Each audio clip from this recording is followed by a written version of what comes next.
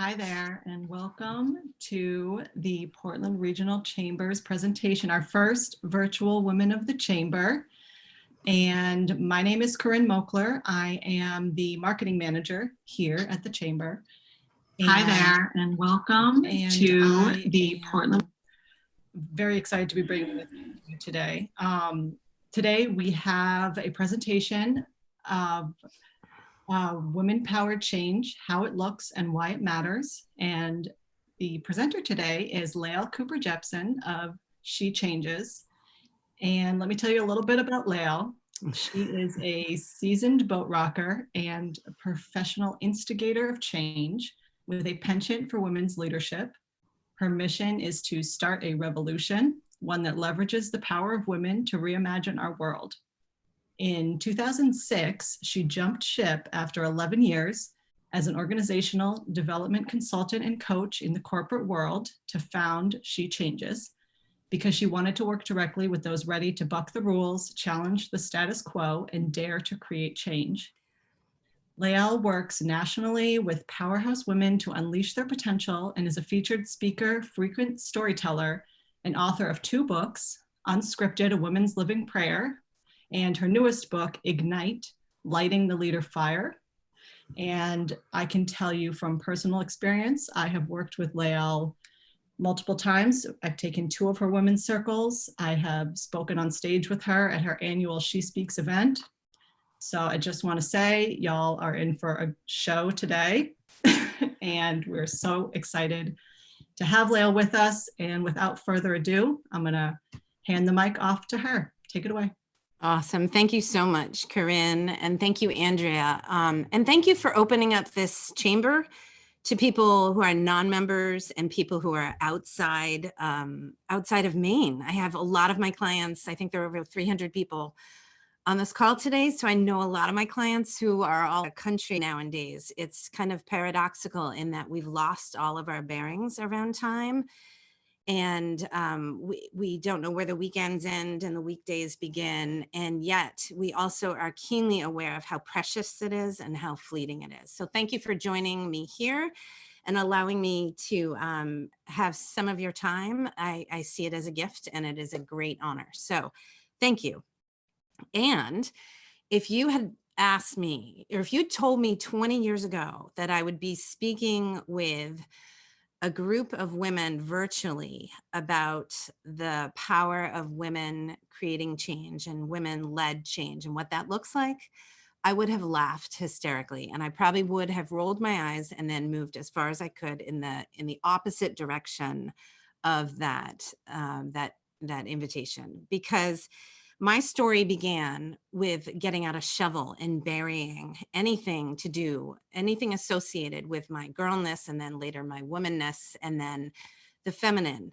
I got a shovel and I buried it. And then that moved on to actively trash talking anything to do with being a woman and the relevance of that. And as if I could somehow sever myself from the woman that I am in an effort to further align with the masculine energy in me that I identify with, as well as the men that I relate to, if I somehow had to choose between being a woman and identifying with the masculine energy.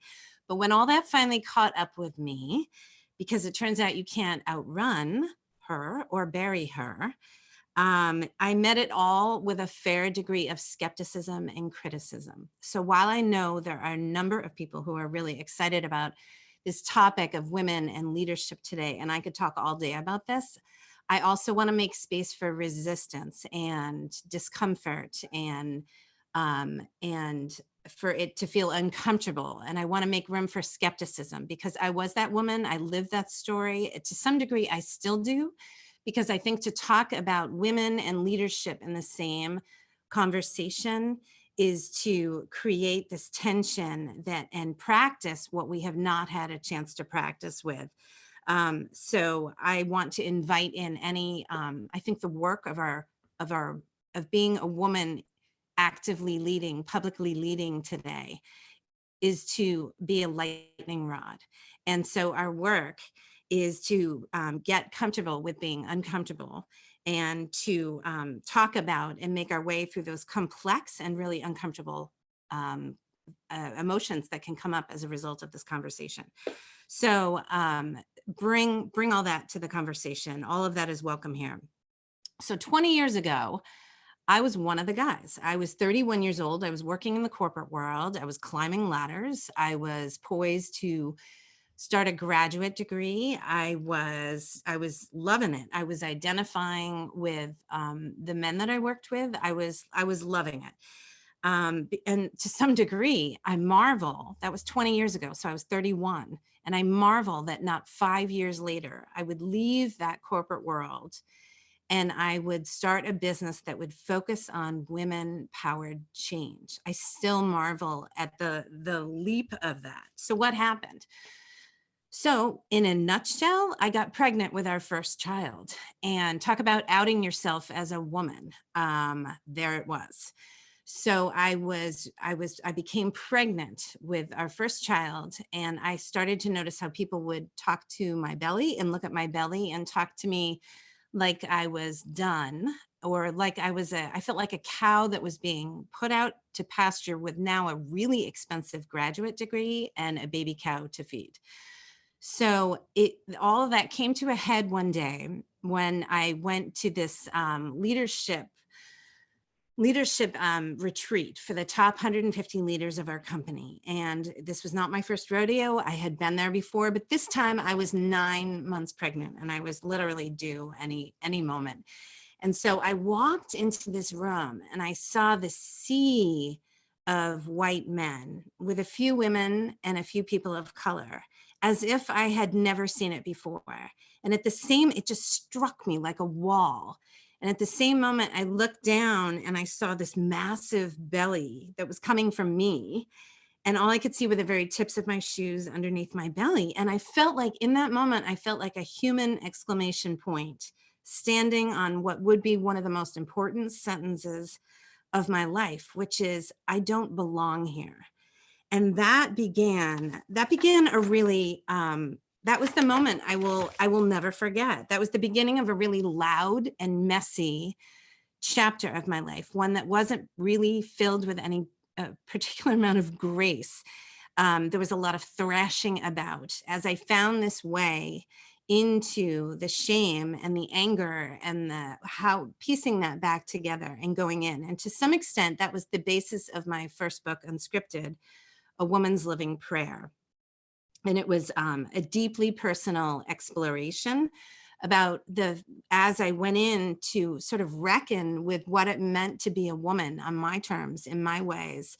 I found my way into the masculine and feminine energy that lives within me. And I was able to navigate and learn the geography of the whole expression of me, all of that, which of course we all have inside us. And so right around that same time, I went to a leadership luncheon for women. And I was really excited as a newly outed woman. I was really excited to see what this was all about. And so there was a panel of really accomplished, bright, professional women who would be speaking that day. And they spoke a little bit while the women ate these, the rubber chicken that you get at a hotel in the banquet rooms on china plates with little teacups. And so we were sitting there and the women spoke, and then this one woman, they did Q&A, and this one woman got up and you could tell what she was going to say was really dangerous. My heart started beating wildly in my chest, and I didn't understand why. I didn't know what was happening. Now it makes sense as I think about it, because I feel that same sensation time and time again when a woman will say, as the only woman in the room, I'll offer this perspective. But what she was about to say was really dangerous. And she stood up and she said, the question that became I swear this is the governing question of my business, and it's why we're here today, is what does being a woman have to do with who you are as a leader?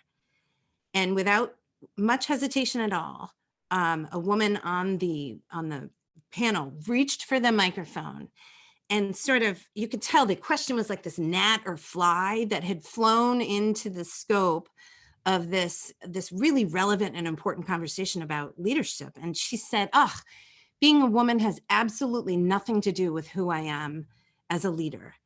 And it was like that, that sound effect of Pac-Man when it gets caught by the ghosts and it just goes, wee, wee, wee, wee, wee. That's how it felt. Even though I didn't understand what was happening in my mind, all I knew is my body was having a reaction to what was going on. And it was like we had elected this woman to somehow pounce on that dangerous question of what it means to be a woman and MacGyver the bomb very quickly in front of us before it diffused and exploded into awareness. And I will never forget that moment. But here's where I am now at the age of 51. I want a do-over with that rubber chicken luncheon. And I want to be the woman who's on that panel who reaches for the microphone after the first woman that spoke, or maybe even before the first woman that spoke, and say, you know what, I actually have a different perspective on that.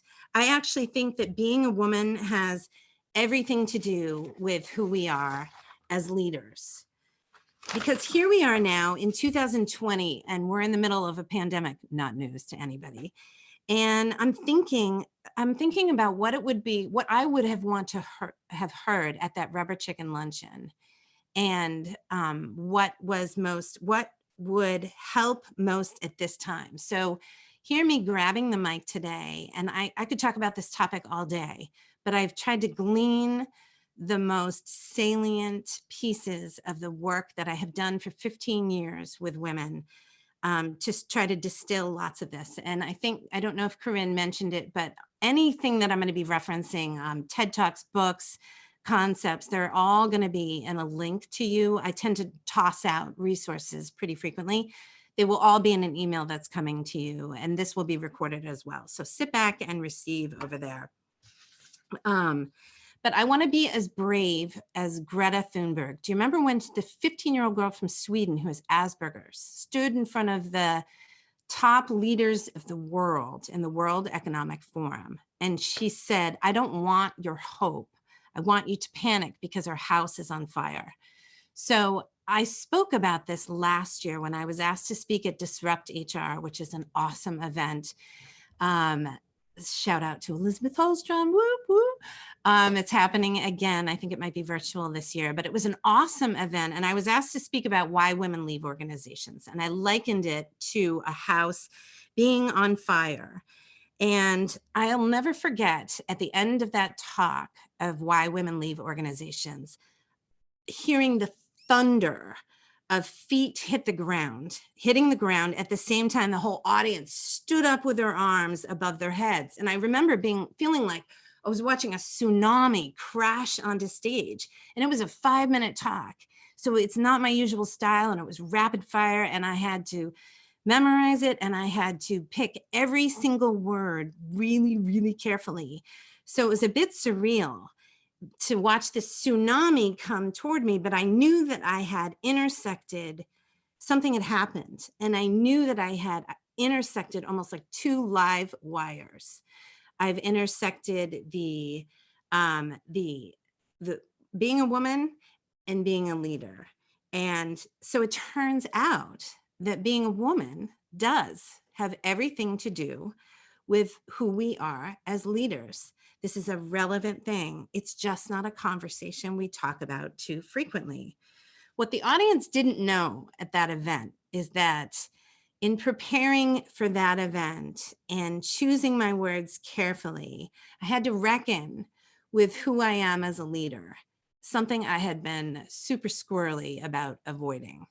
And that event radically altered the DNA of what would become my book, Ignite, about women and leading. And that was a huge, huge moment for me, because I've had a contentious relationship. I'm going to be honest. I've had a contentious relationship with leadership my entire life. At one point, it's this thing that just naturally flows through me. I'm a tall woman. I'm an outspoken woman. I'm an opinionated woman like many of you, and it just shows up for me pretty naturally. And at the same time, I have this experience and that has been reinforced and felt in my woman's bones of seeming like I'm too much. So those two things together have had me do like a hokey pokey dance with who I am as a leader. So it's not about insecurity or lack of confidence or even lack of opportunity. You know what it's really about? It's about the fear of my power, the true, unfettered, unhinged, uncaged, as Glennon Doyle talks about it so much, the full velocity of the power that lives within me. That is what was holding me back. So let's talk about our power as women for a second, shall we? So think of yourself when you were at age 8 or 9, because that girl will probably have something to tell you about who you were before the world told you who you should be.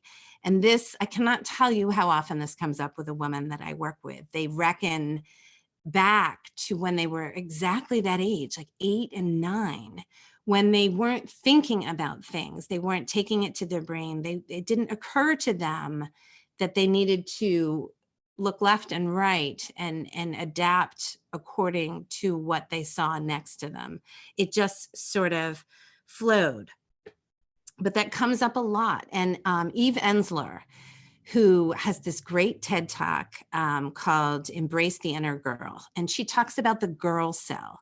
So she says, imagine the girl cell is like this chip that's embedded in all human beings, men and women alike. And the girl cell is encoded with information that has us, it's about our empathy and our intuition and our ability to hold multiple perspectives, our ability to see and feel things deeply without knowing what we're seeing or feeling. It's about our relational abilities. It's deep intuition. It's deep knowing. It's our ability to embody things. It's all about intimacy. So this is essentially the feminine, the power of the feminine. So she says this chip is so powerful that at some point in time, people got scared, and they basically made the decision to train everyone on how not to be a girl. That's how powerful it is.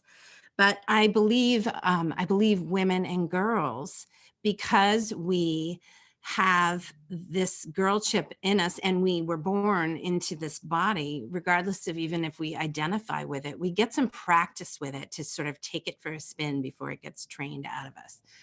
So let me talk about our differences a little bit, because I think we don't make enough space to do that. So I want to give you some launch points for it.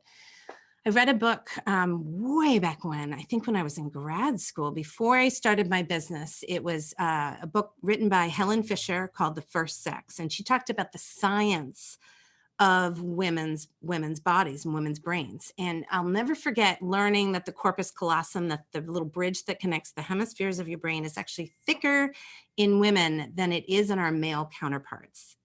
It just is.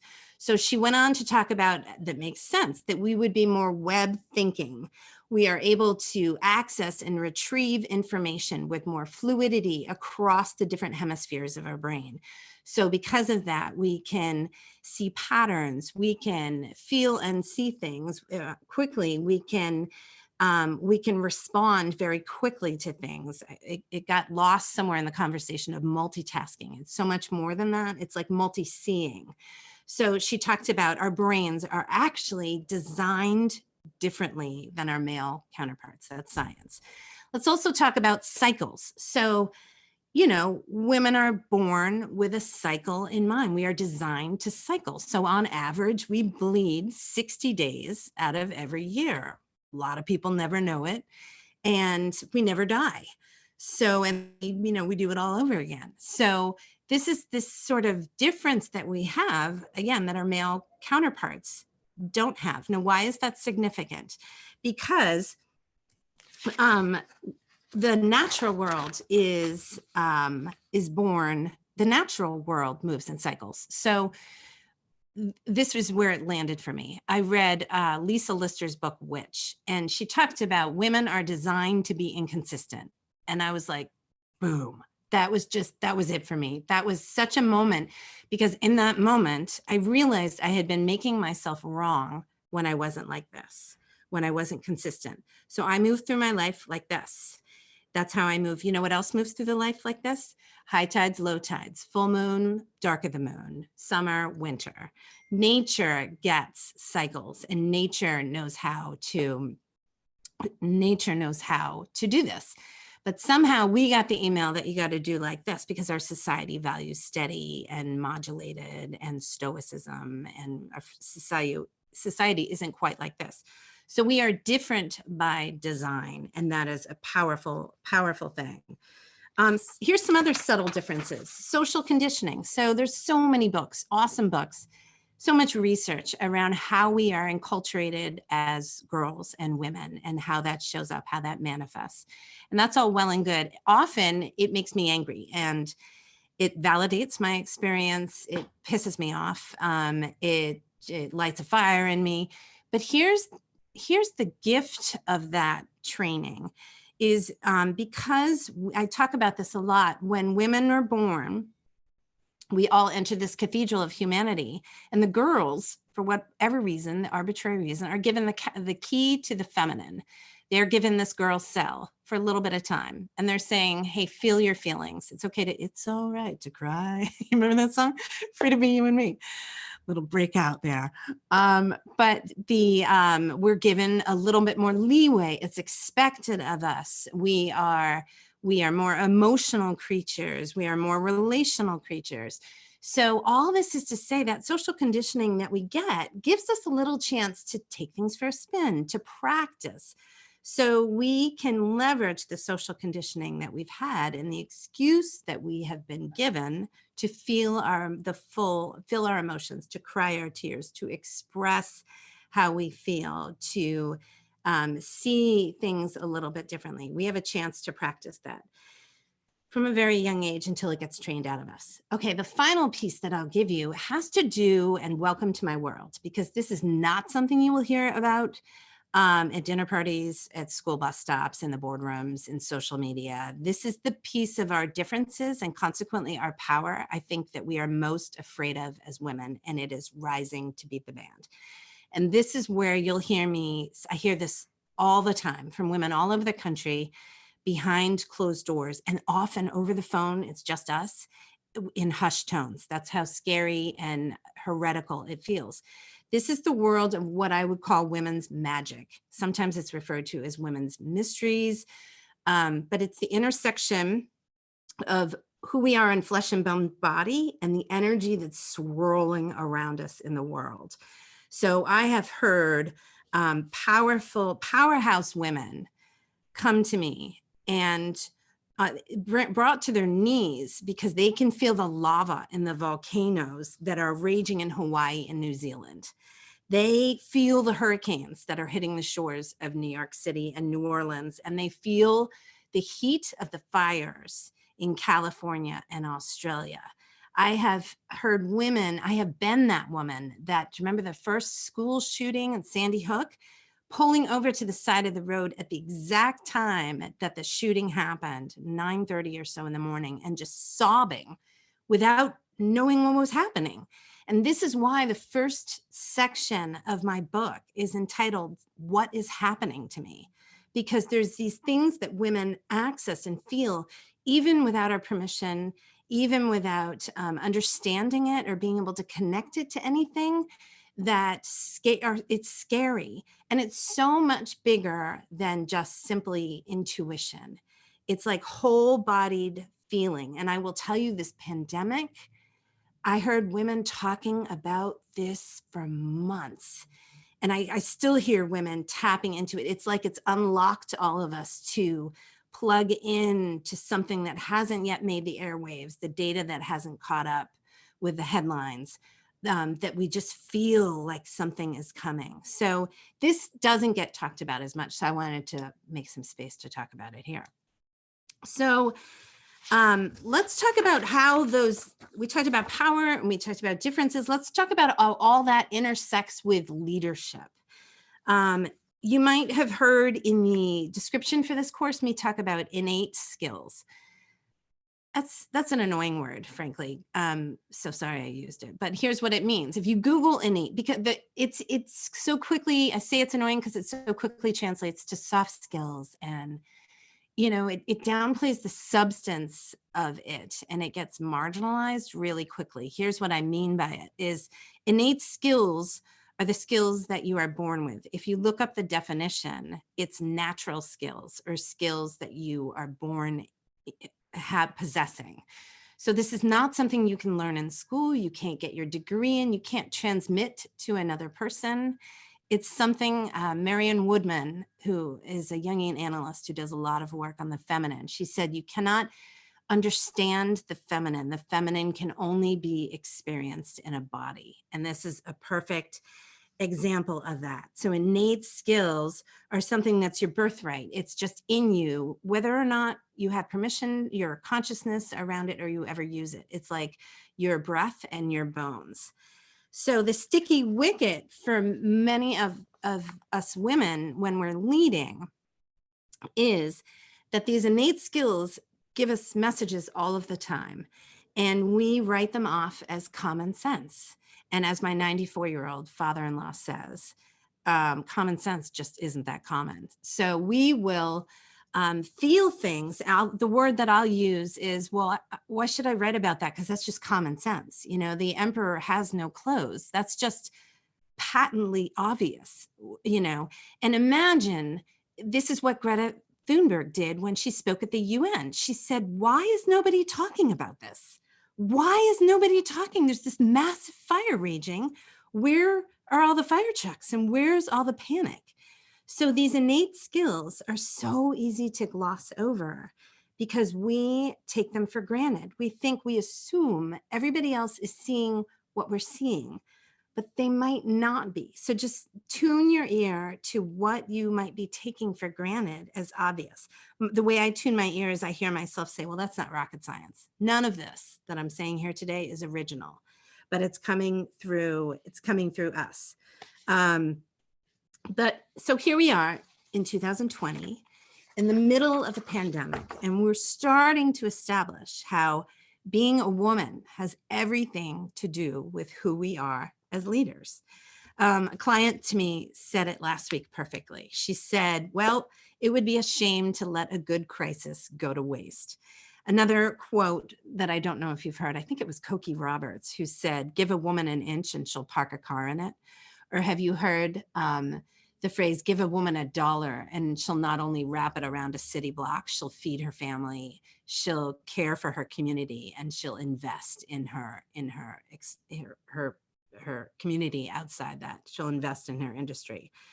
Here's another phrase. Ever heard of desperate times call for desperate measures?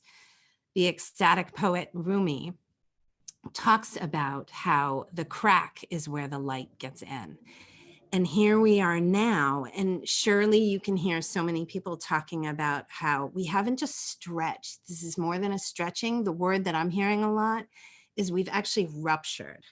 We've cracked. Glennon Doyle talks about this beautifully in her book, Uncaged, Untamed. She talks about how the rupture that happens and the invitation of those times is to go in and access your heartbreak, because that is where you will plug into the deepest meaning and your deepest truth. So I want to offer you two historically feminine models of leadership that are living in the light of day that you might not have ever thought to look at. But these are things I use all the time in my practice. The first is how I typically, Corinne introduced myself as a coach and a consultant and all that. And yes, that's true. But that's really my training. What I am is a midwife. And so a midwife is someone who will be in the presence of someone who is giving birth to something, someone who is trying to move something through them that they can't yet see, understand. They don't know how it's going to work, if it's going to work. It lives in the dark. They have no idea. It's a terrifying time. It's often a very messy time. There are more questions than there are answers, and yet there's motion. So my role is often a midwife. And so who do we know to be midwives in our society? Women. So it seems that being a woman has something to do with being a leader in dark, times that are uncertain, that are unclear, that are scary, and yet vital to our humanity. In fact, all of life comes through a woman's body at some point in time, with or without a midwife. But that's the first model, midwifery. The second model I really stumbled on, I guess, a couple years ago, when I started to talk about, in order for my work to work, I have to look at desire and fear, and I have to look at life, and I also have to look at death.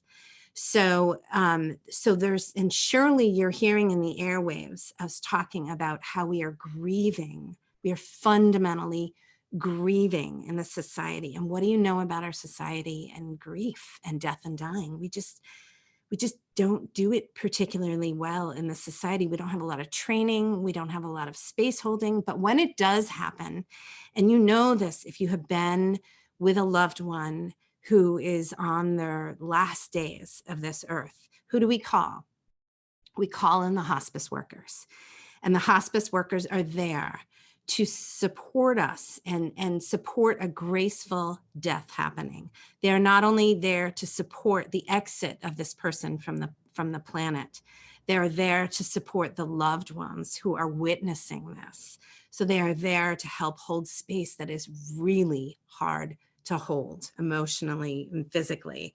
So, and there's so much talk about the role women are playing in this pandemic. Corinne's gonna send you so many articles that I've linked up to The Guardian and The Atlantic and Forbes. They're all talking so much about women and the role women are playing. And I'd also heighten to be prepared to be gaslit, because just by sheer numbers, when a woman stands out and identifies as a leader and then does a really good job leading, she then becomes a lightning rod. So I'm going to talk about that in a second, because being a woman has everything to do with who we are as leaders. So let's talk about harnessing that. Enough about like why it is, but I always like to get to the so what of it, because this is where the rubber meets the road and this is where action happens. So let's talk about how we take our power and our differences, intersect that in our women's body, and activate that as a leader.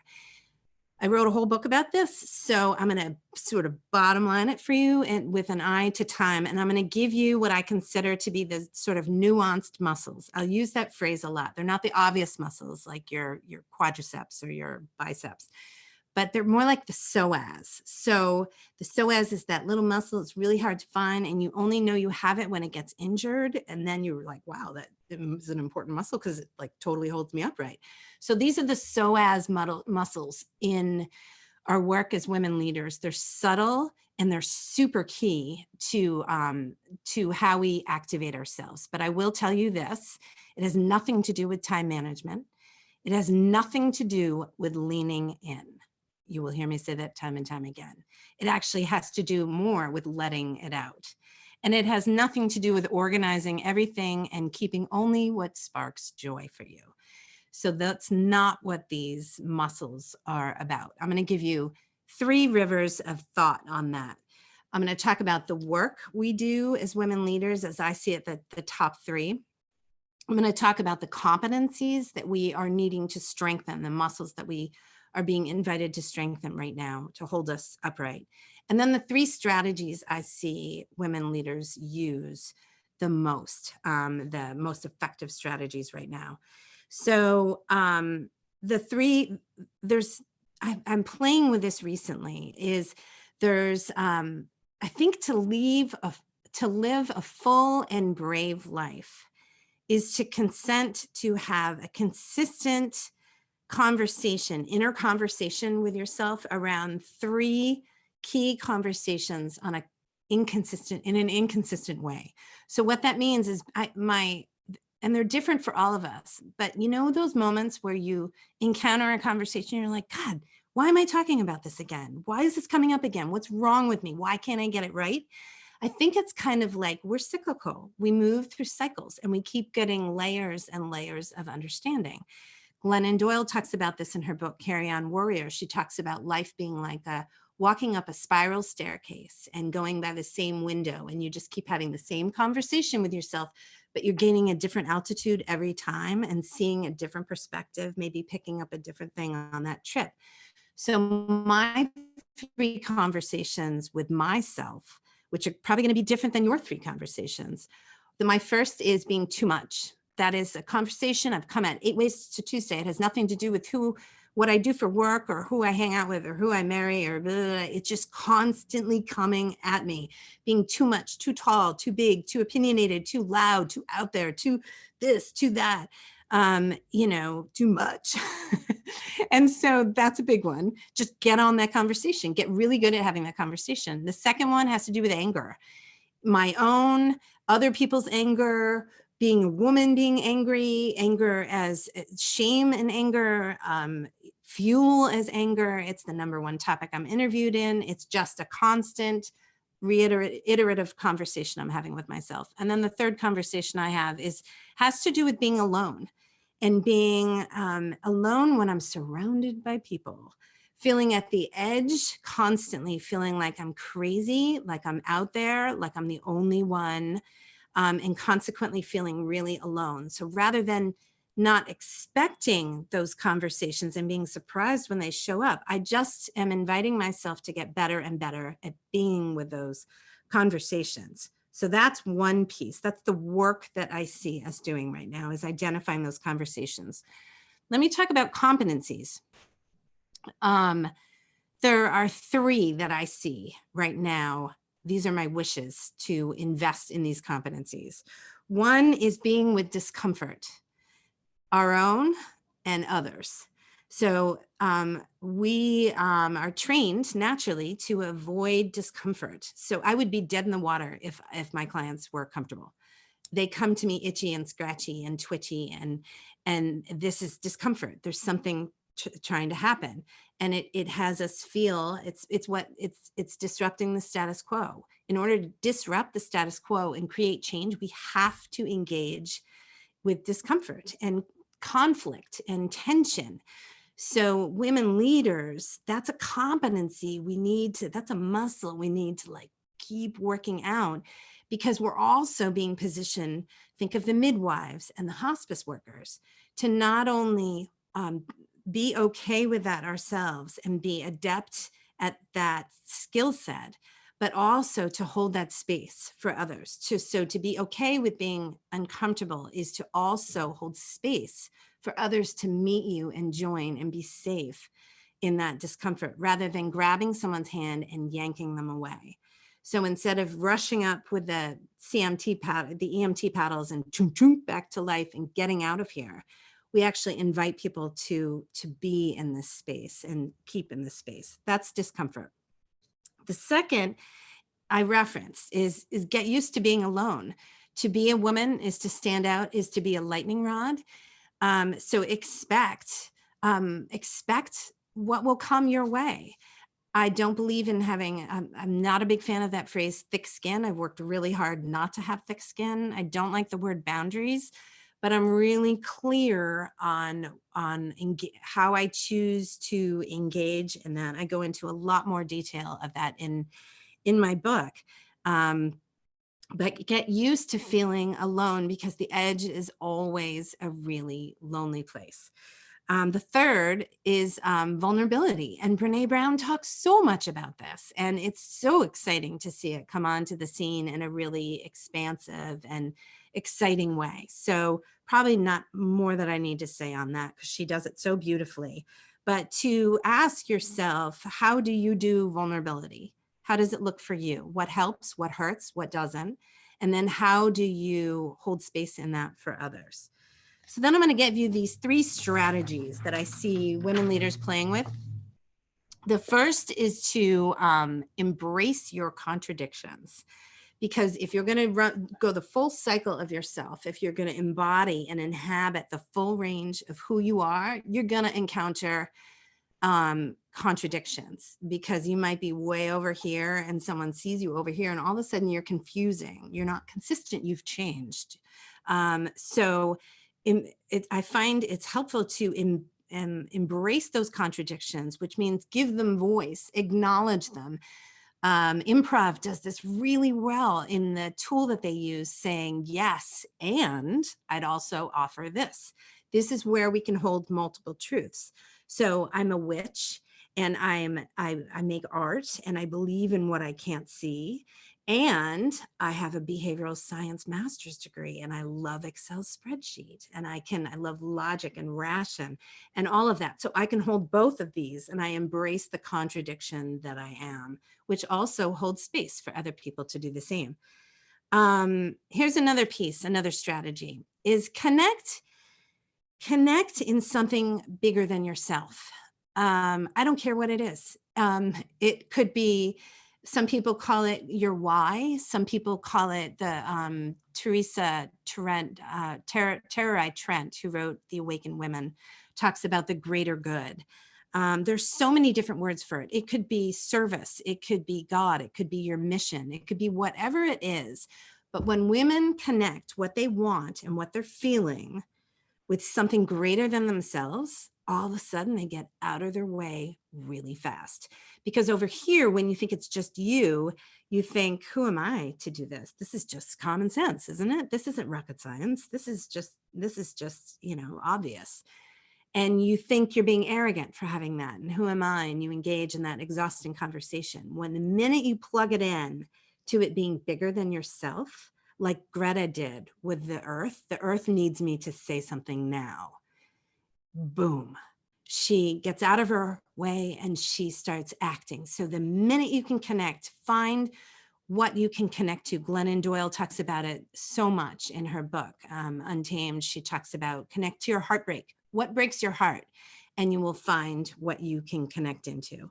The third strategy that I touch on is quite simple, and we avoid it all the time. It's move your body. Move your body. When women move their bodies, they remember who they are.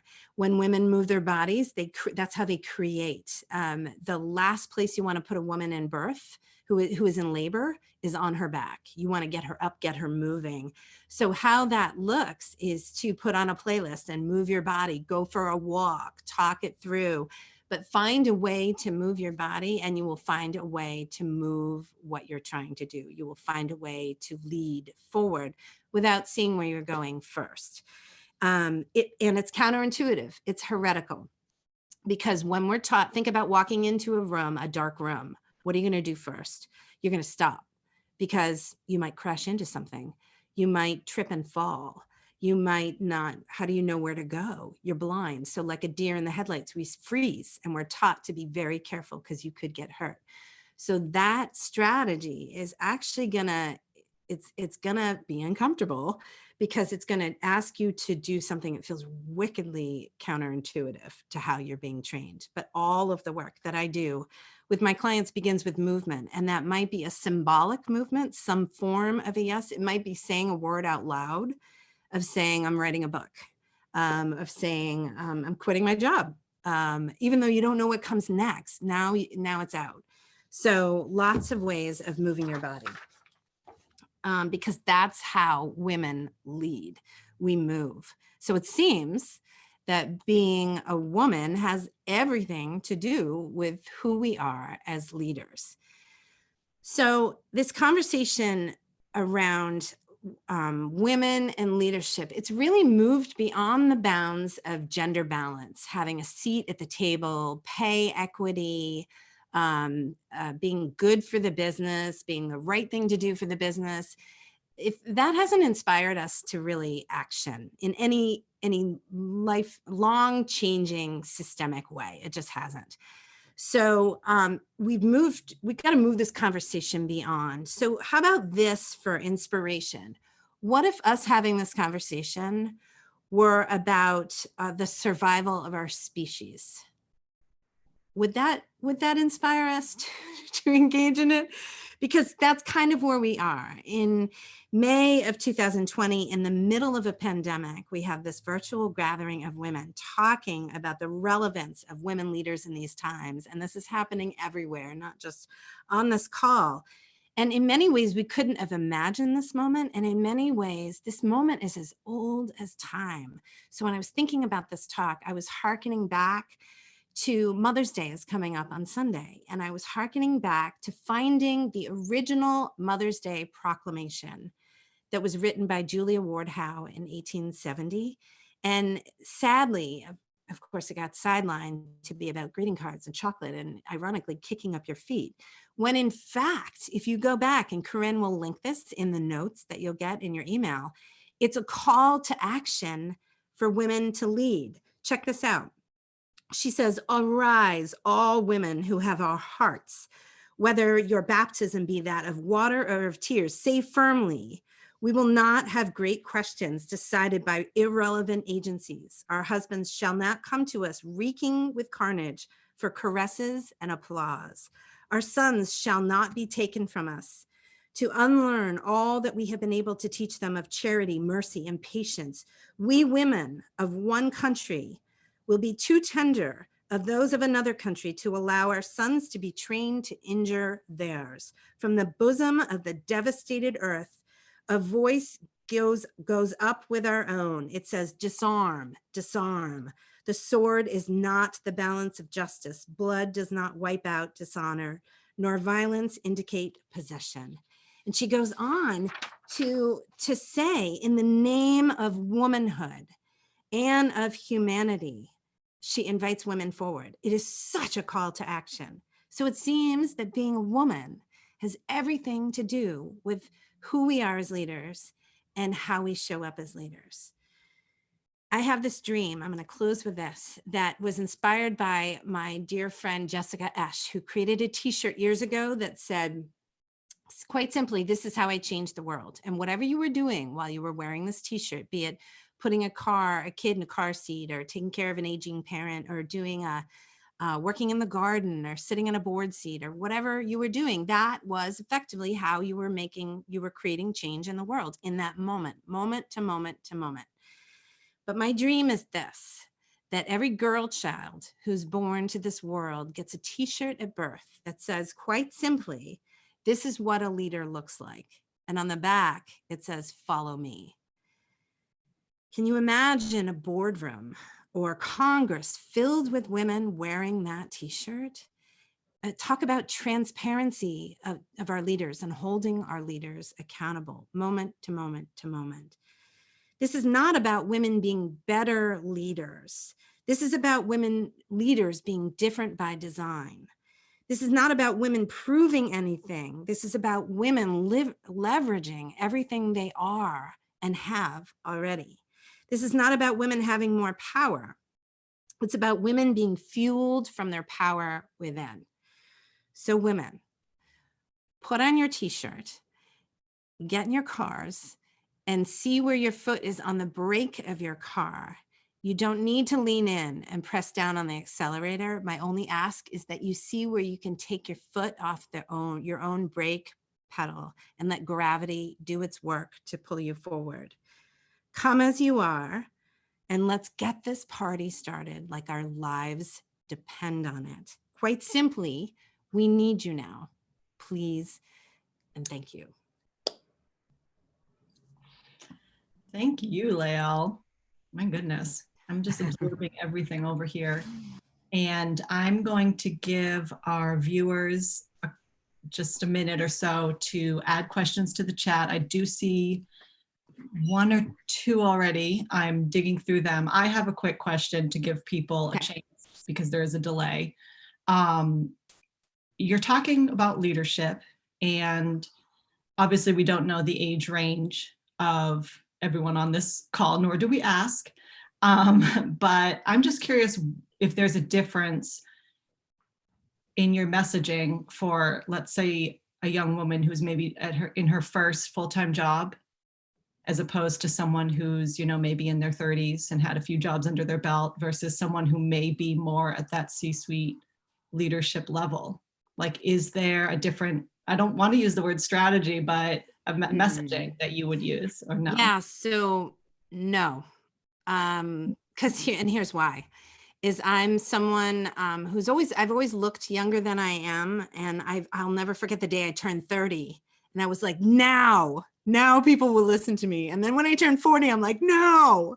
And now I'm 51. So I'm like, whoa. So age, I wish we would stop talking about age. And frankly, I wish we would stop talking about experience.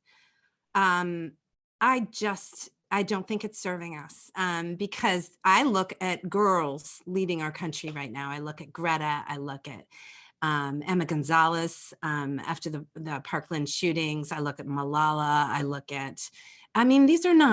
These are girls. And so where's the age factor in there? And I also look at experience of, yep, I don't pay much mind to that. So what I do is call out the whatever is living and breathing inside that person that might be getting caught up in the traps of their mind on the way out to be expressed. And I do work a lot with that's where the who am I conversation. Well, I should really get my master's. I almost didn't start SheChanges because A, I never had a feminist class in my life. B, I barely even knew I was a woman. And C, I was like, I better get my PhD because people are going to be like, who do you think you are? So I had to run that gauntlet in my mind to say and engage, not power through it, but engage it actively and say, okay, who do I think I am? So it's what we're talking about is self-authorization, and it takes a village sometimes. So pick your people wisely. Brene Brown talks a lot about, don't look to the cheap seats for validation. Look to the people who are actually in the arena, and you'll know they're people in the arena when they're sweaty and bloody and swearing, at least in my world. Yeah. Yeah, no, that's fabulous. Kind of piggybacking on that, we have a question from the audience. Marnie, excuse me, Marnie, for butchering your last name, Morioni. She asks, how can women become better champions of each other? Isn't that the question? I just want to pause and put that out as a prayer. Wow. Okay, here's what I'd offer you on that. And when I first started my business 15 years ago, I laugh now because in classic Scorpio, Lael, too much fashion, I went right in the lion's den. And I remember having this session of women leaders here in Portland saying, so it was called Women's Inhumanity to Women. We're like, woo, sign me up. And it immediately divided us as women because you had two segments of women. You had women who are working in the corporate world who are like, who are walking around with like daggers in their back of like, wow, it's rough out there. And then you have women who are like, what are you talking about? So you had guilt and shame, and it was just a cluster. It was a horrible experience, but I learned from it. And here's what I learned. We focus on our fingers doing this. You can't believe you did that. Social media, it's riddled with it. We do it all the time. The public shaming that happens on social media. What I want is more fingers to be coming this way. So I'll use my own experience because I'm guilty of, I fell on my sword in front of you. I'm guilty of that too, of not being a champion of women for a lot of my life. What I found, which was really cool. So what we're talking about is judgment, right? Being judgmental, being critical of other women. When I went in and I wrote my first book, Unscripted, I went in and I defined what it meant to me on my terms, in my way. And what that did for me was I stopped participating in my own shame. I acknowledged where I had been trash talking myself, calling me bitchy and mean and, all these mean-spirited, disparaging things that were essentially about my greatest strengths as a leader. Changed the language. I found the language that worked for me. I repackaged myself and I organized and I kept only the things that gave me joy. And I reframed. But what happened is when I healed my own shame, my judgment of other women went down. There was a correlation between how judgmental we are of other women and how much shame we are carrying around with stuff that we do not want to be with. So the judgment over there with other women, start with you, point the finger at yourself first. Of where are you participating in your own shame? What's hard to be with about you? And then see if you can get in there and reframe it as something of value, because it's yours for your life. Good luck running from it. Yeah, that is some truth bombs, as someone Yeah. in the chat has been. What people want to hear. Yeah, exactly. There's an earlier question. This is an interesting one. Where did I see this? From Heather Ashby.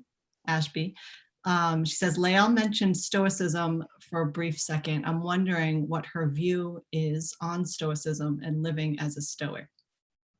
So, good question. I don't have a lot of experience being Stoic. I was not given that DNA.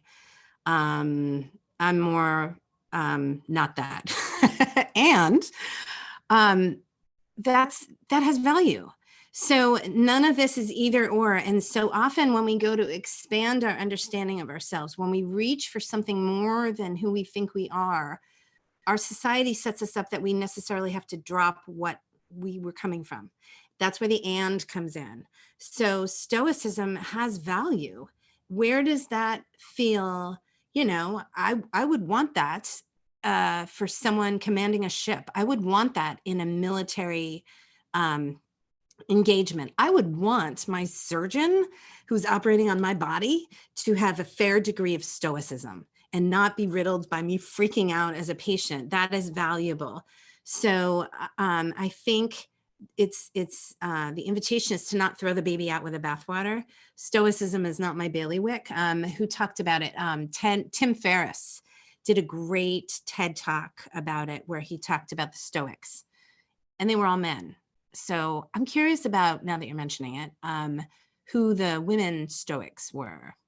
So I'm going to thank you for that question.